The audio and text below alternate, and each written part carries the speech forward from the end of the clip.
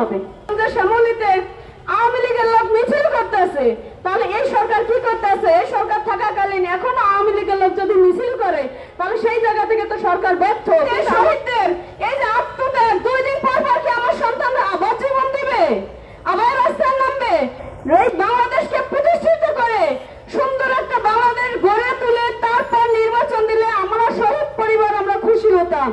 যাদের বিনিময়ে বাংলাদেশ নতুন করে পেল তাদের সন্তানরাই স্বীকৃতি পাচ্ছে না, তাদেরকে গেজেটভুক্ত করা হচ্ছে না, তাহলে কিসের নির্বাচন দিবে? এই নির্বাচনের জন্য প্রস্তুত নিয়েছে যে আমরা তো পারতেছি না, আমাদের ছেড়েই যেতে হবে। তাহলে তারা সব জায়গার সব দিক থেকে তারা ব্যর্থ।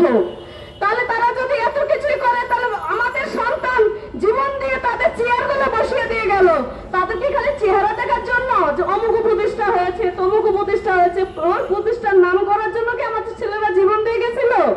আমাদের সন্তানরা তো জীবন দিয়ে গেছিল সুন্দর বাংলাদেশ গড়ার জন্য, কিন্তু একটা বছরে আমাদের শহীদের নামই তালিকাভুক্ত হলো না। সেখানে আমি আর কি বলবো, আমার বলার ভাষাই নেই।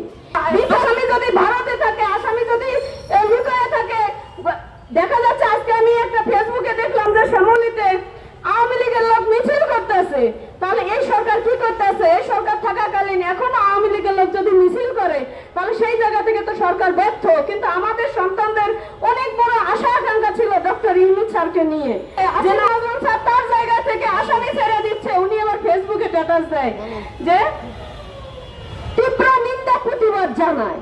তাহলে ওনার কাজ কি শুধু নিন্দা প্রতিবাদ জানানো? ওনার কাজ তো ছিল ডাইরেক্ট অ্যাকশন নেওয়া, কিন্তু তা তো উনি নেননি।